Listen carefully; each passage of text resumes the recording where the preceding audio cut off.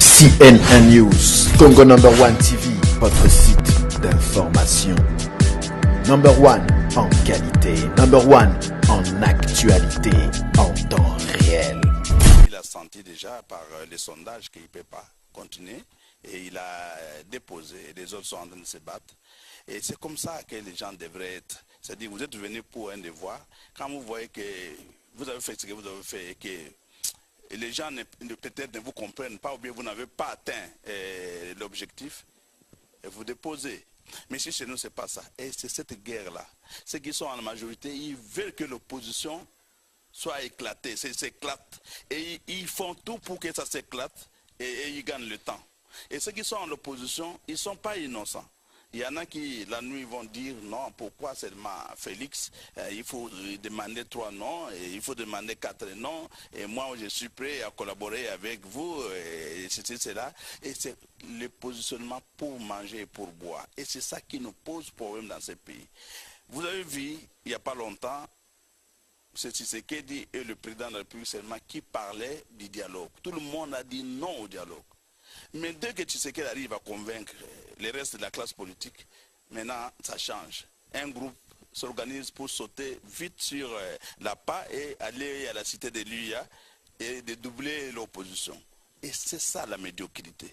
Et alors, le peuple qui assiste à cela, des gens qui sont en train de se contredire pour un mot, pour une phrase, ils peuvent prendre des années, ils peuvent prendre des mois, et en attendant, la situation de la population ne fait que se détériorer. Donc on manque même l'essentiel pour vivre, mais ce n'est pas leur problème. Alors qu'ici, l'objectif devrait être comment faire pour que nous puissions aller de l'avant, pour que nous puissions développer notre... à ma question quant à la conciliation des deux pouvoirs, parce que finalement, la majorité présidentielle s'accroche à l'article 78 de la Constitution. Mais le président de la République... Là, l'opposition a fait beaucoup de déclarations disant que les pouvoirs discrétionnaires du président de la République, tels que l'extériorise la majorité au sein de l'article 78 de la Constitution, n'est pas reconnu, n'est pas un pouvoir reconnu dans la Constitution. Déjà cette cacophonie-là, vous avez eu du mal à changer la façon de poser votre question à l'ambassadeur et à Tundu. Mais vous n'avez pas eu la réponse exacte. Mais comment est-ce qu'on pouvait arriver à avoir un premier ministre, vous avez posé cette question-là, du rassemblement? Quel lien y a-t-il?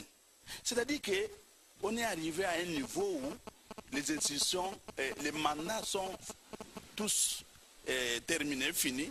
Il n'y a plus de mandats. Il n'y a pas d'élection. Maintenant, il faut trouver un autre ordre politique.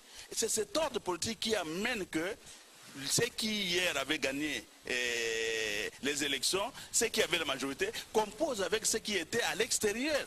C'est ça qu'on appelle prendre quelqu'un du rassemblement pour qu'il devienne Premier ministre. Il a dit que c'est dans le normal. Quand on recourt encore à l'article, tel qu'on l'a fait avec Gizenga et les autres, on est dans cette même logique-là. Oui. Ça s'apparente un peu à... Mais c'est ça qui est un problème, justement.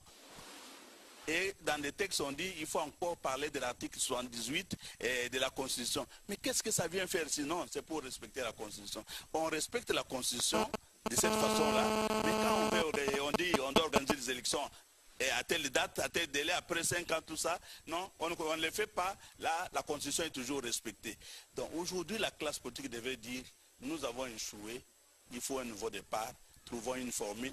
Comment sauver le meuble? Donc vous voulez dire comme Adolphe Muzito qu'il faut un troisième dialogue parce que comme il y a des contradictions qui s'éternisent. Mais le dialogue ici que nous avons déjà, c'est le dialogue de la Senko, c'est déjà une solution.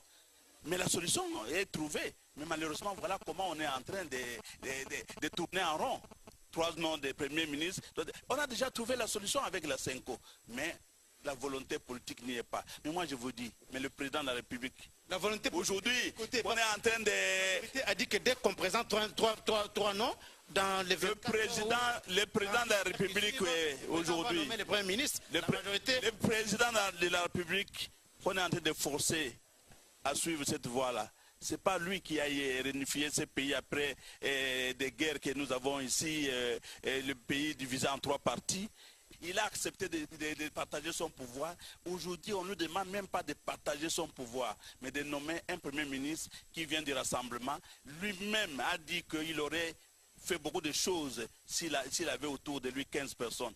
Mais on lui donne l'occasion d'avoir une partie de l'autre camp et une partie des meilleurs aussi de son camp pour qu'il puisse faire quelque chose dans le peu de temps qui lui est donné. Mais on tourne en rond. Vous ne pensez pas qu'il y a un problème d'entourage? L'entourage peut-être qui était à l'époque de Sun City n'est pas le même. Et là, il faudra que nous puissions ouvrir les... Parce que c'est le peuple qui est en train de payer, c'est la République qui paye, et la majorité et l'opposition n'ont pas le droit de prendre tout un pays, tout un peuple en otage. Et nous nous insurgeons contre cela, et nous disons que le peuple doit ouvrir les bons. On ne peut pas laisser les politiciens faire de ces pays leur affaire. Et c'est là où la troisième voie et les forces centristes disent que nous ne pouvons pas continuer à obéir à des choses où on ne peut pas obéir. Merci beaucoup. Nous sommes à la fin de l'émission, mais c'est André Alain Atundou, porte-parole de la majorité présidentielle. Vous avez 1 minute 30 secondes pour conclure l'émission. Et ça sera votre dernier mot de la fin. Comment concilier les deux pouvoirs, des présentations et des nominations assorties du pouvoir discrétionnaire du président de la République, afin que finalement les pays soient débloqués? Cette République est un état de droit. Ce n'est pas une république de convenance et de connivence. Le chef de l'État doit en toutes circonstances exercer son rôle de garant de la nation. Dura lex, sed lex. Le président de la République doit ramener ceux qui pensent que le pouvoir actuel n'a pas de légitimité. Heureusement, il leur a ramené pour dire que oui, continuons ensemble. Deuxièmement, on parle de concession. Le professeur a parlé d'une concession majeure faite par l'opposition. Non, c'est la majorité qui a fait des concessions. Et je voulais signaler le premier mandat, le deuxième mandat. Il a fait même une concession restreinte.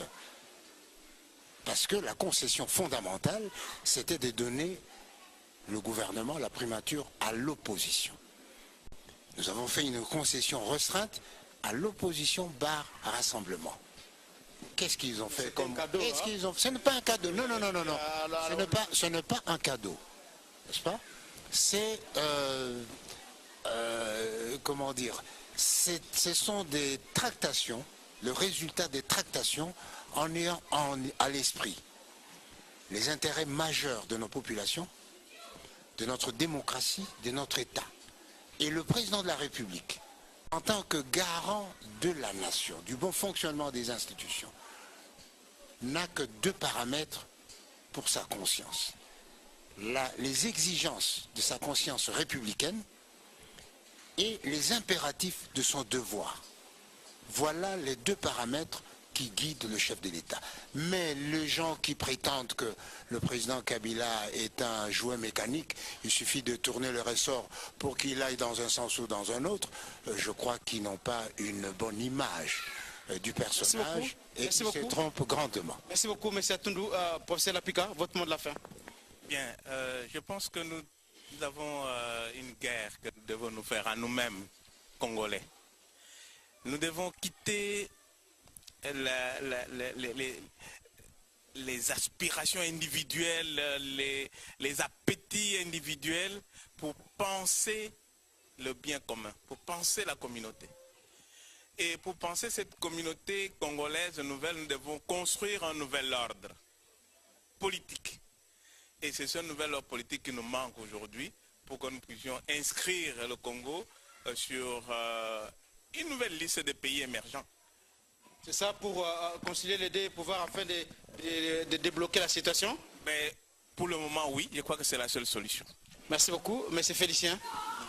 Moi, je demande au président de la République d'écouter sa conscience, de ne plus regarder autour de lui.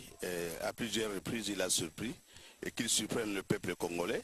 Parce que si la majorité qui est autour de lui pense que si on n'organise pas des élections, et même après 50 ans, c'est toujours la même majorité qui continue, et les mêmes institutions qui continuent, Et je pense que c'est une mauvaise façon de voir les choses.